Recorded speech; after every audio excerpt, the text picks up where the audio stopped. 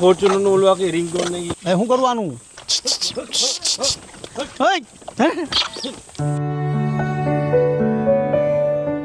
જય ખરવાસા વાલે હનુમાન દાદા, જય હનુમાન દાદા, જય હનુમાન દાદા. નમસ્કાર, જય શ્રી કૃષ્ણ.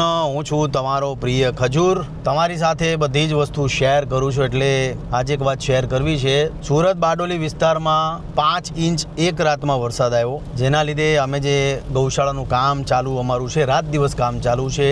ગૌશાળા અમારી ઓલમોસ્ટ ડૂબી ગઈ હતી. આમ તો 5 ફૂટ અમારે માટી ભરવાની હતી, એ ટાઈમ પ્રમાણે એડજસ્ટ ન થયું, એટલે એના લીધે વરસાદ બહુ આવ્યો અને અમારી ગૌશાળા ડૂબી ગઈ. આજે ગૌશાળાનું કામ પાછા 4-5 દિવસ પછી પાછા જઈએ છીએ. પાણી ઉતર્યું કે નથી ઉતર્યું એ જોવા જઈએ છીએ આપણે, કે ભાઈ ગૌશાળાનું કામ ક્યાં પહોંચ્યું. મને ઘણા લોકો એવું કીધું હતું કે જ્યારે તમે ગૌશાળાનું કામ ચાલુ કરો, કે ગાયોને લગતા કોઈ પણ કામ હોય એટલે એમાં હજારો વિઘ્નો આવતા હોય છે, પણ એટ ધ એન્ડ તમારું કામ જે છે એ પાર પડી જતું હોય છે.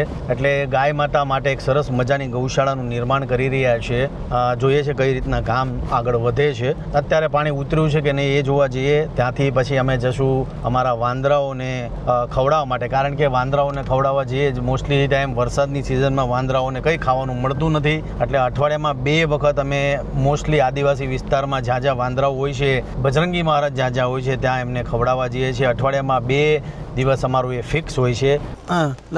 છત્રી લે છત્રી. ભાઈ અમારી ગૌશાળાએ અમે આવ્યા છીએ, ફાઇનલી પહોંચી ગયા આપણે ગૌશાળા. કેમ?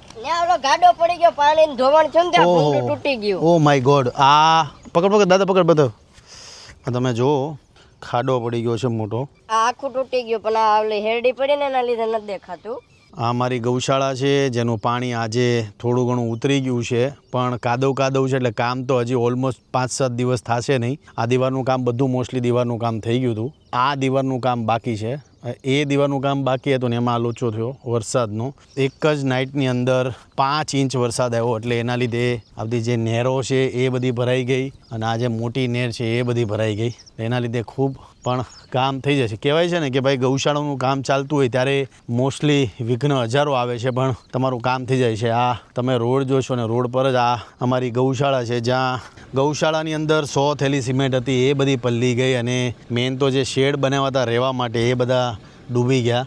અમારી આ ગૌશાળા છે જ્યાં જે ગાયોનું કોઈ નથી એ બધી ગાયો અહીંયા રહેશે. નંદી મહારાજને રાખવાની પણ આપણે સુવિધા કરશો. અને તમે હું આજે નસીબવાળા છે કે આજે સૂર્યદેવ દાદા, સુરત દાદાએ દર્શન દીધા છે. કેટલા દિવસ પછી, ઘણા દિવસ પછી આજે સુરત દાદાએ દર્શન દીધા છે. એટલે સૂર્યનારાયણ ભગવાન સૌનું કલ્યાણ કરે. સુરત દાદા કેટલા આપણા જીવનમાં ઇમ્પોર્ટન્ટ છે એની આ ઘણા દિવસથી, ઓલમોસ્ટ ગુજરાતની અંદર ઘણા દિવસોથી સુરત દાદા ગાયબ જ હતા. વરસાદ ખૂબ ચાલુ છે. અમારી અહીંયા બેકગ્રાઉન્ડમાં તમે જોશો તો આ મોટું મીટરનું પેલું, આને શું કહે દાદા, સબસ્ટેશન, ટીસી છે. એટલે ટીસીના બધા વાયરો ખુલ્લા છે, એટલે એ પરિસ્થિતિમાં આપણે કોઈને અંદર ન જવા દેવાય જ્યાં સુધી ઓલમોસ્ટ કામ કરવાને લાયક ન થાય. આ સામે તમે જે મિલર જોવો છો ને, મારી પાછળ તમને જે મિલર દેખાય છે એ ઓલમોસ્ટ ડૂબી ગયું હતું. એટલું બધું પાણી ભરાઈ ગયું હતું આ જગ્યા પર. જોઈએ કામ કઈ રીતના. તમે અહીંયાથી આપણે સીધા જઈએ છીએ. બજરંગબલીનું સ્વરૂપ તમે કહો એ વાંદરાઓને ખવડાવવા જશું. આટલા સમયથી અબોલ પશુ પક્ષીઓની સેવા કરું છું, એના પરથી એ ખબર પડી કે જે લોકો વાંદરા હોય, ગાય હોય, કોઈને પણ ખવડાવવા માંગતા હો તો મારી સલાહ જરૂરથી લેજો કે ભાઈ વાંદરાઓને શું ખવડાવવું જોઈએ. તો વાંદરાની એક તો પહેલાં કેળા બહુ ભાવે છે, અને વાંદરાઓની મનગમતી કોઈ વસ્તુ હોય તો એ છે સિંગ. જબરજસ્ત ભાવે છે સિંગ. આની પહેલાં આપણે ઓલું કાકડી મેં ખવડાવી હતી વાંદરાઓને, પડી જાત. એક વખત મેં કાકડી ખવડાવી હતી, વાંદરાઓને બિલકુલ નથી ભાવી, એટલે ક્યારે આ ટ્રાય ન કરવી. તમારે બજરંગબલીને ખવડાવવું હોય તો ખાસ તો એમની પ્રિય છે આ સિંગ. લાવો તો મગફળી આપી દો, એક કેરેટ ભરીને આપી દો. નાના બિઝનેસવાળા છે એવા લોકોને સપોર્ટ કરો ખાસ. હું હંમેશા આવી જગ્યા પર લેવાનો આગ્રહ વધારે રાખું છું. ખારેક ખાય વાંદરા? હા ખાય ખારેક. નહીં ખાય તો અટો આવ્યો. આ કેમ આપી? ના કેરેટમાં જ આપો, હું કેરેટ લેતો આવે. હા આમાં જ ભરી આપો, આમાં ભરી આપો. ધીસ ઇઝ માય થાળી. મોસ્ટલી આ થાળીમાં જ ખાઉં છું. ઘણા લોકો પૂછે મને કે તમે આમાં કેમ ખાવ છો. હું એવું માનું છું કે સ્ટીલ છે કે પ્લાસ્ટિકની થાળીમાં ખાવાથી પ્લાસ્ટિક છે ગાયોના પેટમાં જાય, અને બીજી વાત એ કે સ્ટીલમાં તમે ખાવ તો એમાં જે લિક્વિડ આપણે નાખતા હોય એ પણ હેલ્થ માટે બહુ ખરાબ છે. પણ મેઇન વાત એ છે કે આમાં તમે ખાવ તો ઘણા આદિવાસી વર્ગના, આદિવાસી વિસ્તારના જે મજૂરો છે એમની આ રોજગારી છે, એ લોકો આ થાળી બનાવે છે. એટલે આ ખાવી આપણે કેરી, આ ખાઈએ આપણે. બેન આ કાપી આવો ને. લીધી હતી એક પણ વધી નહીં. આ વખતે કંઈક નવું આંધ્રાનું પ્રિય ખલેલા.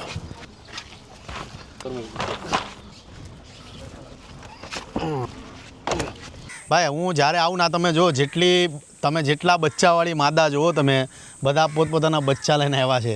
મોસ્ટલી તમે વાંદરા જોશો તો બધા એના બચ્ચા હારે આવ્યા છે. જુઓ ઓ માય ગોડ એ બધા જોઈ છો એ ભાઈ આવી જલ્દી આ પાત્રો નહીં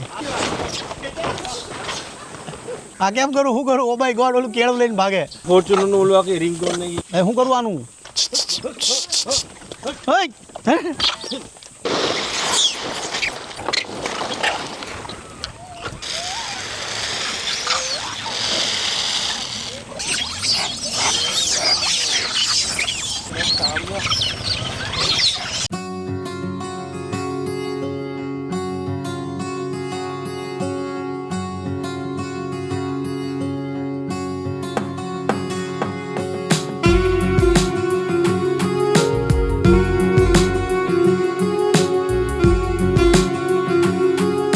ખાસ બધાને મારે એ કહેવાનું છે કે ચોમાસાની અંદર આવા બેકગ્રાઉન્ડમાં તમે જોશો આવા અસંખ્ય વાંદરાઓ છે અબોલ પશુ પક્ષી છે જેને ખાવાનું નથી મળતું તો એમના માટે ખાસ આવી વ્યવસ્થા કરો. સિંગ બહુ ભાવે છે. અમે દર વખતે કંઈ ને કંઈ નવું લાવીએ છીએ પણ આ વખતે અમે જોયું કે અમારા નવા એક્સપેરિમેન્ટની અંદર વાંદરાઓને સિંગ બહુ ભાવે છે.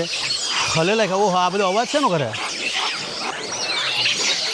ખાસ આજે જે આનંદ આવ્યો છે ચોમાસાની અંદર ખાસ આવી મુહિમ જરૂર કરો. ઉપર આમ જો એકદમ ઉપર ખલેલા લઈને બેઠો છે જો એક વાંદરો. 90% વાંદરાઓએ પોતાના મોઢામાં સિંગ જમાવી દીધી છે બરાબર ગળાની અંદર ઠસોઠસ જેટલી ખવાય એટલી ખાઈ લીધી છે. ઘણા ખરા વાંદરા એવા પણ છે કે જેના હાથ પગ નથી કાં તો કદાચ ઇલેક્ટ્રિક શોકના લીધે હાથ કપાઈ ગયો છે કાં તો બીજા કોઈ પણ કારણ હોઈ શકે. જંગલની અંદર હરેક વ્યક્તિને કહીશ કે વાંદરાઓને તમારે મસ્ત ખુશ કરવા હોય તો સિંગ ખવડાવો. સિંગ વાંદરાને બહુ ભાવે છે. મેં અત્યારે જોયું ખુશ થઈ ગયા છે ખુશાલ થઈ ગયા છે વાંદરા.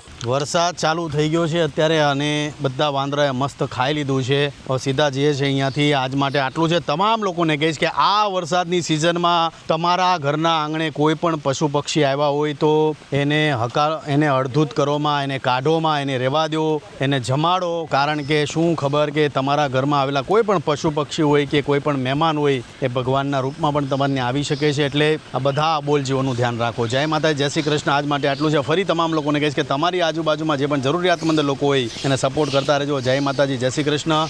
વરસાદની સિઝન ચાલુ થઈ ગઈ છે અને વરસાદ પણ ધમધોકારે પડી રહ્યો છે. જય માતાજી જય શ્રી કૃષ્ણ.